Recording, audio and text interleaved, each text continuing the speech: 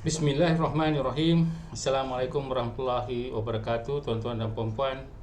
Nama saya Prof. Dr. Muhammad Tajuddin Muhammad Rasdi, dan pada video kali ini saya ingin mengulas tajuk bagi prestasi Anwar dan Kerajaan Perpaduan KJ atau Khairi Jamaluddin bagi B-. Tetapi editor Malaysia Kini bagi D-, dan saya akan jelaskan kenapa saya bagi grade A untuk Anwar dan Kerajaan Perpaduan. Tuan-tuan dan puan-puan, sebelum saya menjelaskan dengan teliti apa yang dimaksudkan sebagai bagaimana kita memberi markah dan apakah consideration ataupun perkara-perkara yang kita patut lihat, jadi saya ingin mengatakan bahawa perkara ini boleh dilihat di dalam 5 aspek. Yang pertamanya adalah tentang konteks sesuatu isu. Yang kedua adalah bagaimana kita membina persetujuan di antara ahli-ahli kita yang berlainan politik dan sebagainya, iaitu consensus building. Yang ketiga adalah apakah limitasi kita apabila kita nak menjawat ataupun nak memegang satu company atau syarikat atau satu organisasi itu. What is the limitation? Keempat, adakah aspek kritikan itu beradab? Dan yang kelima adalah aspek tawaduk atau rendah diri dalam kita memberi kritikan kepada seseorang. Jadi dari sudut konteks pertama, iaitu apabila kita membuat keputusan untuk mengatakan bahawa apa yang dilakukan oleh Anwar dan Kerajaan Perpaduan itu baik atau tidak, ataupun agak average, maka kita kena lihat kepada konteks isu tersebut. Jadi kalau kita lihat sesuatu isu itu hanya kita nak buat atau kita tak buat, atau kita benarkan atau tak benarkan. Contohnya isu tentang konsert. Jadi bila kita nak buat isu tentang konsert ataupun sesuatu isu, maka kita kena lihat kalau kita buat begini mungkin akan menyinggung perasaan orang Islam ataupun orang Melayu dan sebagainya. Walaupun orang bukan Islam, bukan Melayu selalu memandang remeh banyak isu-isu yang dikatakan isu Islam, walaupun ia datang daripada Perikatan Nasional ataupun datang daripada Pakatan Harapan dan sebagainya. Tetapi membuat keputusan terhadap apa-apa isu, kalau kita tidak mengambil satu pandangan yang lebih menyeluruh, maka ia akan menjadi sesuatu yang boleh menjadi krisis kepada masyarakat.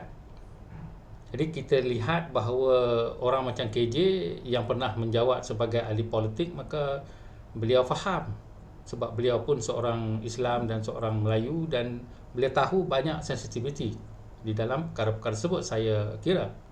Tetapi editor Malaysia Kini ni, dia bukan orang Melayu, bukan orang Islam, jadi dia main hentam sajalah. Dia tak kisah. Kalau nak buat. Jadi kalau tak bagi, jadi macam orang kuno ataupun orang yang tak moden ataupun tidak progresif. Buat keputusan macam tu saja tanpa mengira sensitiviti. Jadi consensus building iaitu aspek kedua pula. Apabila kita nak membuat sesuatu polisi ataupun sesuatu perubahan ataupun sesuatu reform, maka kita kena bersepakat dengan rakan-rakan kita. Kalau zaman Tun Dr. Mahathir tu, dia kata tukar daripada bahasa Melayu mengajar matematik kepada bahasa Inggeris. Tak ada siapa pun berani nak lawan dengan dia sebab dia pegang semua. Dia pegang segala polis, segala macam-macam, semua sekali dia pegang lah. Kira dia tu macam kita kata maharaja. Tetapi Datuk Seri Anwar Ibrahim berhadapan dengan rakan-rakan Kerajaan Perpaduan yang daripada musuh-musuh mereka satu ketika, iaitu UMNO, GRS dan juga GPS. Mereka bertanding menentang semua ni, tetapi tiba-tiba terpaksa menjadi kawan dalam satu sampan ataupun dalam satu bot. Sudah tentulah untuk membuat satu konsensus itu memerlukan kesabaran, memerlukan hikmah, dan saya rasa orang macam KJ faham sebab dia pun ahli politik dan bukanlah dia seorang yang berkuasa penuh macam Mahathir, dan dia tahu consensus building itu adalah agak penting, tetapi dia sendiri tak pernah jadi Perdana Menteri. Dia cuma yang bawah-bawah, kadang-kadang tu nak pergi demonstrasi sana, demonstrasi sini, itu boleh buat lah. Macam orang kata apa, jadi orang atas jalan lah, jadi macam tu. So dia tak pernah memegang sesuatu yang lebih besar daripada menjadi menteri. Cuma dia nak kena handle civil servant dan juga ahli-ahli UMNO. Dia pun agak kurang hajar juga dengan rakyat dan kurang hilang sabar juga dengan rakyat, dengan memanggil rakyat beruk-beruk dan sebagainya. Saya ingat lagi. Tapi editor Malaysia Kini ni dia tak ada consensus building pun. Dia main cakap lepas tangan, orang kata. Main cakap macam tu je. Jadi kalau tuan-tuan nak hormat dia punya markah, silakan. Tapi saya tak hormat langsung. Sebab orang ni tak pernah ada pengalaman untuk consensus building. Yang ketiga adalah kita kena tengok limitasi satu organisasi tu. Katakanlah kita masuk dalam satu rumah. Kalau kita beli rumah yang baik, tak ada masalah. Buka selipar, masuk dalam.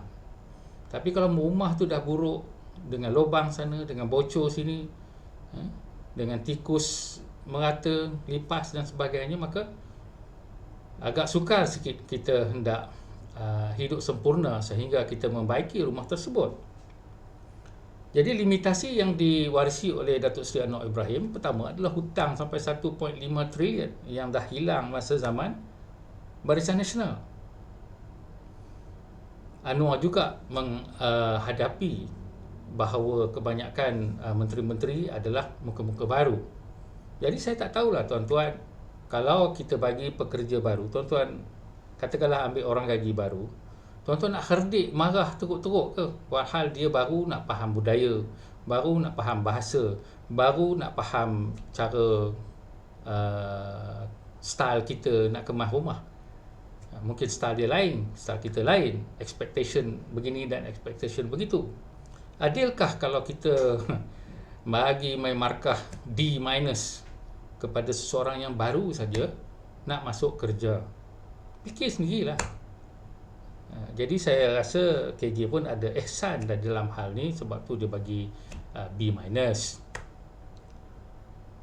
Kita tengok juga bahawa isu seperti isu Palestin itu meletup, dan Anwar terpaksa memberhentikan beberapa kerja reform yang ingin dibuat dan terus bergerak untuk menyelamatkan mangsa-mangsa Palestin dengan cara yang diplomatik. Dia tidak mengikut cara setengah orang Islam, orang Melayu terutamanya, yang memboikot. Kalau kita boikot sewenang-wenang begitu, kita bukan membuat benda yang baik, kita membuat benda yang lebih buruk, tapi hati kita sedap. Kalau dalam perkiraan, kalau saya lah, bukanlah saya ni Tuhan, tapi dalam perkiraan saya, kita telah melakukan satu dosa, iaitu kita telah memburukkan suatu keadaan daripada awal. Kononnya sebab kita nak buat satu benda baik. Orang Melayu membuat peribahasa, kalau buat baik tu berpada-pada. Maknanya ada dia punya hadnya, ada juga dia punya keadaannya. Tak boleh buat baik macam tu saja tanpa mengira implikasi kepada perkara yang lebih luas.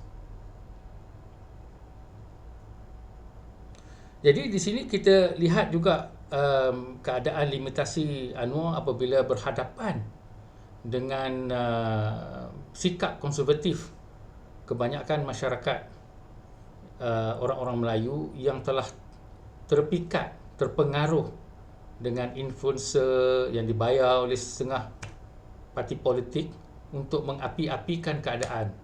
Kononnya kalau tak orang Melayu memerintah, Islam akan hapus. Dan kalau tak orang Islam tak perintah, macam mana nak dapat kejayaan? Kita lihatlah orang-orang yang dalam parti Islam yang dapat duit saja, first kali exco dia beli Mercedes, dan dia pun ada juga rasuah sana, rasuah sini dalam pilihan raya. Jadi kita nak kena hati-hati apabila kita lihat bahawa sikap konservatif ni, dia tak akan dengar lagi kalau kita nak bagi ulasan dari sudut hadis, dari sudut Al-Quran, dari sudut keihsanan, dari sudut kerohanian yang lebih baik. Yang dia tahu sedap hati. Dan juga yang dia tahu ramai orang buat macam tu. Ini orang kata herd mentality, iaitu seperti macam kumpulan haiwan, dia kalau ikut satu tu semua ikut orang ni. Dia herd mentality, HERD, herd. Berpuak-puak, tribalism, kita kata begitu. Bukan rasional. Jadi limitasi ini cukup besar. Dan saya sendiri pun apabila melihat ini satu benda yang cukup susah untuk diatasi. Nah, kemudian kita lihat juga sama ada kritikan itu dengan cara beradab atau tidak. Kalau kita nak membuat kritikan, terutamanya kepada orang yang kita kata ketua, ataupun kita kata bapa kita sendirilah. Kalau dalam keluarga kita, bapa kita sendiri, kita nak kritik bapa kita. Macam mana kita nak buat? Kita nak cakap macam mana? Bapa, kau buat benda yang tak betul lah. Ubah perangai tu. Macam tu ke kita cakap? Kita kata, ayah anda, maaf, anak anda nak bagi sikit pandangan lah. Jadi kalau katalah kita buat macam ni, maka begitu. Jadi dia lapik dengan tepi dengan tepis begitu dan sebagainya. Jadi saya rasa KJ tidaklah terlalu kurang ajar, tetapi yang Malaysia Kini punya editor ni tak kenal budaya Melayu, tak kenal adab Islam. Bukan itu saja, tak admit kepada limitation ataupun limitasi yang dihadapi oleh Datuk Seri Anwar Ibrahim. Jadi kalau siapa bekerja dengan orang ini, dia tak akan kisah kita ni datang daripada mana, datang daripada kampung ke, kerja apa ke. Yang dia kira end product. I judge you on the end product, whether you are 1 month or 1 year or 10 years, end product. Jadi yang hujung tu yang dia hukum.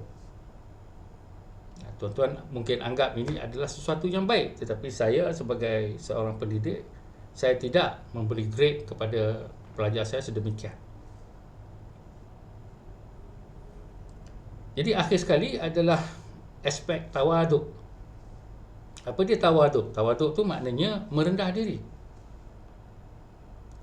Tuan-tuan, apabila kita mengkritik seseorang, kita seolah-olah macam nak kata yang kita ni lebih pandai daripada orang itu. Betul ke?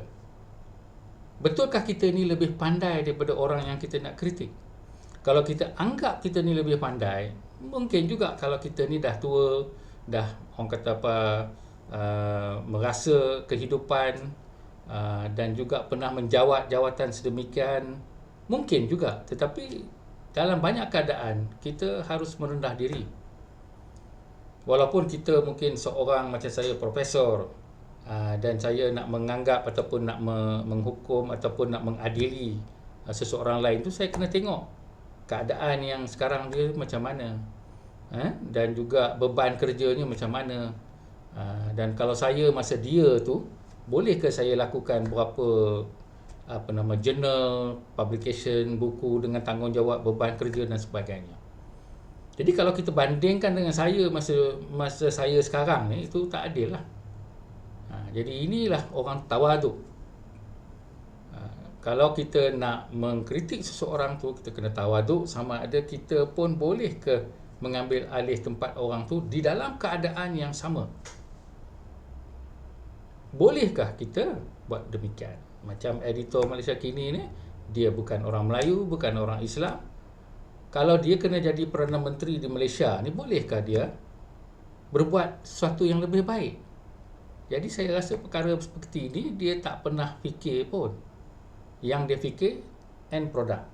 You are Prime Minister, you are supposed to do A, B, C, D, and you only did A.